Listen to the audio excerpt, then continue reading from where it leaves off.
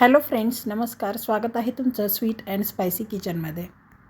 थंडीच्या दिवसांमध्ये सकाळच्या नाश्त्यासाठी एकदम गरमागरम असे पराठे खायला कोणाला आवडत नाही. आज मी असाच गरमागरम आलू पराठा व त्यासोबत घरचे ताजे लोणी तयार केलेले आहे. तसेच त्यासोबत मी सॉसही ठेवलेला आहे. चला तर मग आपण बनवूया आपली आजची ही रेसिपी. सर्वात अगोदर आपण पराठ्यासाठी लागणारी कणिक मळून घेऊया. इथे मी 5 वाट्या कणिक घेतली आहे. त्यात थोडंसं मीठ घातलेलं आहे. आता यामध्ये थोडं थोडं पाणी घालून आपण चपातीसाठी वगैरे कणिक मळतो त्याप्रमाणे ही कणिक आपल्याला मळून घ्यायची आहे. आता इथे मी थोडं थोडं पाणी घालून हे पीठ मळून घेतलेलं आहे. पराठ्याचं पीठ हे अगदीच घट्ट किंवा अगदीच पातळसर असं करायचं नाही, मध्यम असं मळून घ्यायचं आहे आपल्याला, जेणेकरून आपले पराठे फुटणार नाहीत. हे पीठ मळत आहे तोपर्यंत मी साईडला बटाटे उकडण्यासाठी ठेवलेले आहेत. आता इथे आपलं पीठ मळून झालेलं आहे. आपण झाकण ठेवून हे मुरण्यासाठी ठेवून देऊ. पराठ्याच्या आतील सारण तयार करण्यासाठी इथे मी 4 ते 5 बटाटे उकडून साल काढून मॅश करून घेतलेले आहेत. बटाटे उकडल्यानंतर लागलीच पाण्यातून बाहेर काढा. 1 वाटी कोथिंबीर चिरून घेतली आहे. 2 कांदे बारीक चिरून घेतले आहेत. मीठ घेतलेलं आहे. 1 चमचा धने पावडर घेतली आहे. 1.5 चमचा लाल मिरची पावडर घेतलेली आहे व 1 चमचा जिरे पावडर घेतली आहे. आता या मॅश केलेल्या बटाट्यामध्ये आपल्याला हे मसाले मिक्स करायचे आहेत. धना पावडर टाकलेली आहे. जिरे पावडर घालायची आहे. लाल मिरची पावडर घालायची आहे. तिखट तुम्ही तुमच्या आवडीनुसार कमी जास्त करू शकता किंवा लाल मिरची पावडरऐवजी तुम्ही हिरवी मिरचीसुद्धा वापरू शकता. चवीप्रमाणे मीठ घालायचं आहे. आता बारीक चिरून घेतलेला कांदा व कोथिंबीर घालायची आहे. इथे मी पराठ्यासाठी लागणारं सारण हे परतवून घेणार नाही. अगदी डायरेक्ट असं हे सारण मी तयार केलेलं आहे. याला परतवून घेण्याची काहीच गरज नाही. असे सुद्धा पराठे खूप छान असे बनवून तयार होतात. आता यामध्ये इथे मी कांदा व कोथिंबीर घातलेली आहे. आता हे सर्व आपल्याला व्यवस्थित असं मिक्स करून घ्यायचं आहे. पराठे तयार करण्यासाठी आपण जेव्हा बटाटा उकडतो त्यावेळेला बटाटा उकडून झाल्यानंतर तो लागलीच आपल्याला पाण्यातून बाहेर काढायचा आहे व थंड करण्यासाठी ठेवायचा आहे. यामुळे काय होतं, बटाट्यामध्ये पाणी अजिबात राहत नाही व हे सारण छान कोरडं असं होतं. जेव्हा आपण पराठ्यासाठी हे सारण भरतो त्यावेळेला आपले पराठे फुटत नाहीत, ते व्यवस्थित असे बनवून तयार होतात.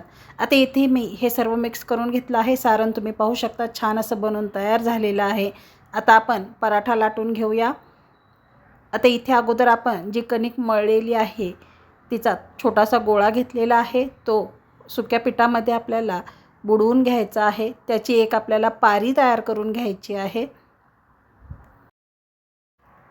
तुम्ही ही पारी आहे ती लाटूनसुद्धा तयार करू शकता किंवा याप्रमाणे हाताने सुद्धा करू शकता.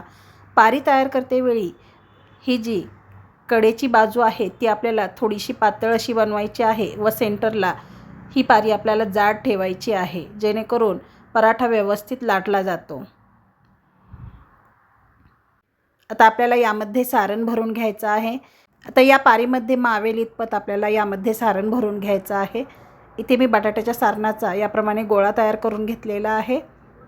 मी पिठाचा जेवढा गोळा घेतला होता त्या एवढाच सारणाचा सुद्धा गोळा तयार करून घेतला आहे. आता या पारीमध्ये आपल्याला हा गोळा भरून घ्यायचा आहे. आता याप्रमाणे बोटाच्या साहाय्याने ही पारी आपल्याला बंद करून घ्यायची आहे. आपण पुरणपोळीसाठी जसा उंडा तयार करतो त्याप्रमाणे हा उंडा आपल्याला तयार करायचा आहे. आता इथे मी ही पारी बंद करून घेतलेली आहे.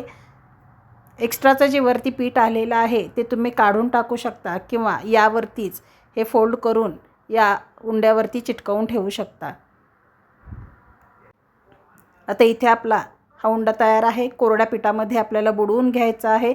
आता याप्रमाणे हातावरती आपल्याला थोडासा थापून घ्यायचा आहे. आता आपण याचा पराठा लाटून घेऊया. परत एकदा कोरड्या पिठामध्ये मी हे बुडवलेलं आहे. अगदी हलक्या हाताने आपल्याला हा पराठा लाटून घ्यायचा आहे. पराठे हे थोडेसे जाडसरच असतात. आता इथे हलक्या हाताने हा पराठा मी लाटलेला आहे. साईडला मी तवा गरम करण्यासाठी ठेवलेला आहे. आता इथे कांदा आहे यामध्ये, त्यामुळे थोडंसं पराठा इकडे तिकडे होईल, परंतु तुम्ही पाहू शकता पराठा अजिबात फुटलेला नाही. तर अगदी 2 मिनिटामध्ये हा पराठा आपला लाटून तयार झालेला आहे। आता आपण पराठा भाजून घेऊया।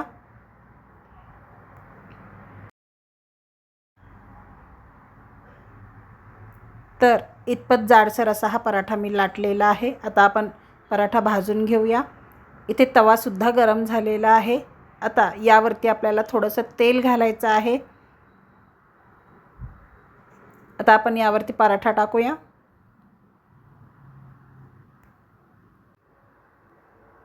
आता आलटवून पलटवून हा पराठा आपल्याला छान खरपूस असा भाजून घ्यायचा आहे। तर दोन्ही साईडने तेल किंवा तूप तुम्ही तुमच्या आवडीनुसार सोडू शकता। तेल किंवा तूप सोडून हा पराठा आपल्याला आलटवून पलटवून खरपूस होईपर्यंत भाजायचा आहे। मीडियम फ्लेमवरती पराठा भाजा, यामुळे काय होतं, पराठ्याची वरची व खालची बाजू छान क्रिस्पी अशी होते। आता इथे तुम्ही पाहू शकता पराठा एक साईडने छान भाजला आहे। दुसऱ्या साईडने पलटवून मी यावरती तेल लावून घेतलेलं आहे। आता पलटवून परत आपल्याला दुसऱ्याही साईडने चमच्याने तेल लावून घ्यायचं आहे। आता छान आलटवून पलटवून हा पराठा आपण भाजून घेऊया। पराठा भाजतेवेळी उलटण्याने याप्रमाणे थोडं थोडं प्रेस करायचं आहे, जेणेकरून यातली हवा बाहेर निघेल व पराठा छान खरपूस असा भाजला जाईल। इथे आपला पराठा भाजून तयार आहे। आता मी साईडला दुसरा पराठा लाटून घेतला होता, तो सुद्धा पराठा आता आपण भाजून घेऊया। थंडीच्या दिवसांमध्ये आपल्याला सकाळचा नाश्ता हा थोडासा हेवी करावासा वाटतो। अशा वेळी असे हे पराठे एकदम सुंदर असे लागतात। गरमागरम पराठे लोण्यासोबत किंवा सॉससोबत खायला एकदम मजा येते। आता हा सुद्धा पराठा मी आलटवून पलटवून छान खरपूस असा भाजून घेणार आहे। यालासुद्धा मी दोन्ही साईडने तेल लावून घेतलेला आहे। आता हा सुद्धा आपला पराठा छान असा खरपूस भाजलेला आहे। आपण काढून घेऊया व बाकीचे सर्व पराठे तयार करून घेऊया। तर अशा प्रकारे आपला हा आलू पराठा किंवा बटाटा पराठा बनवून तयार झालेला आहे। एकदम गरमागरम हा बटाटा पराठा एकदम भन्नाट असा बनवून तयार झाला आहे। ही आलू पराठाची रेसिपी तुम्ही नक्की ट्राय करा, तुम्हालासुद्धा खूप आवडेल। तुम्हाला आजची ही आलू पराठाची रेसिपी कशी वाटली हे कमेंट बॉक्समध्ये मला नक्की कळवा। तुम्ही जर माझ्या चॅनलला सबस्क्राईब केले नसेल तर सबस्क्राईब करा, लाईक आणि शेअर करा, तसेच बेल आयकॉन क्लिक करा। वेळात वेळ काढून तुम्ही माझी रेसिपी पाहिल्याबद्दल खूप खूप धन्यवाद। चला तर मग आपण भेटूया अशाच एका नवीन रेसिपी व्हिडिओमध्ये। तोपर्यंत धन्यवाद।